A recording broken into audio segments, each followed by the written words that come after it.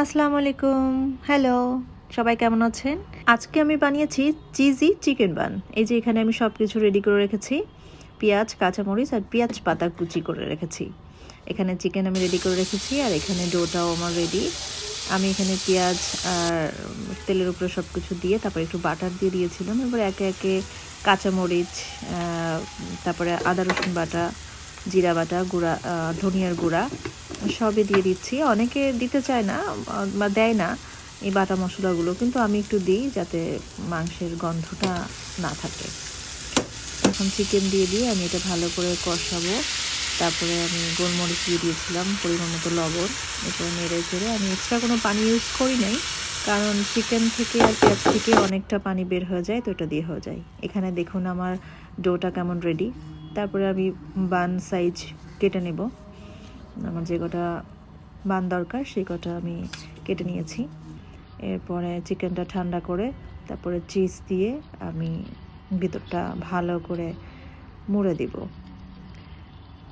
মুখটা ভালো করে আটকাতে হবে যাতে বাহিরের কোনো কিছু ভিতরে না ঢোকে বা ভিতরে সব কিছু বাইরে না চলে আসে। তার জন্য ভালো করে এটাকে র্যাপ করে দিতে হবে। ভালো করে গোল করে হাত দিয়ে গোল করে এখন আমি যে মোলটা ভিতরে দিব সেটার ভিতরে আমি রাখবো। আমি এটা ওভেনে করেছি, আপনারা চাইলে এটা চুলাতেও করতে পারেন বা অনেকে তেলে ভাজে, আপনি তেলেও ফ্রাই করতে পারেন। এই যে আমি একে একে আমার সবগুলো ডো রেডি করে নিচ্ছি। এই যে রেডি আমার চিকেন বান। সো এই মোল্ডে আমার 6টা আটবে, তো আমি 6টা দিয়েছি, কারণ এটা ফোলার পরে আরও বেশি বড় হয়ে যাবে, জায়গা লাগবে। সো আমি 6টা দিয়েছি। এখন উপরে আমি হচ্ছে যে ডিমের কুসুমটা আছে ওটা ব্রাশ করে দিয়েছি। এটা জাস্ট সুন্দর একটা কালার আসার জন্য দেওয়া, অন্য কোনো কিছু কাজ নাই ওর। আমি এটা 160 ডিগ্রিতে 8 মিনিট বেক করেছি উপর নিচে। এখন ধীরে ধীরে দেখুন কেমন টইটুম্বুর হয়ে যাচ্ছে আমার বানগুলো, অনেক ফুলবে এগুলা।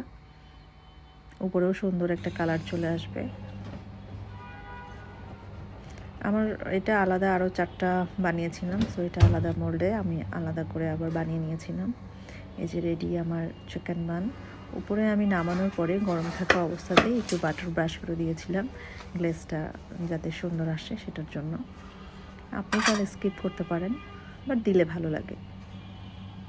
ব্যাস রেডি। এখন জাস্ট দেখেন কি সুন্দর মেল্টিং টাইপের হয়েছে।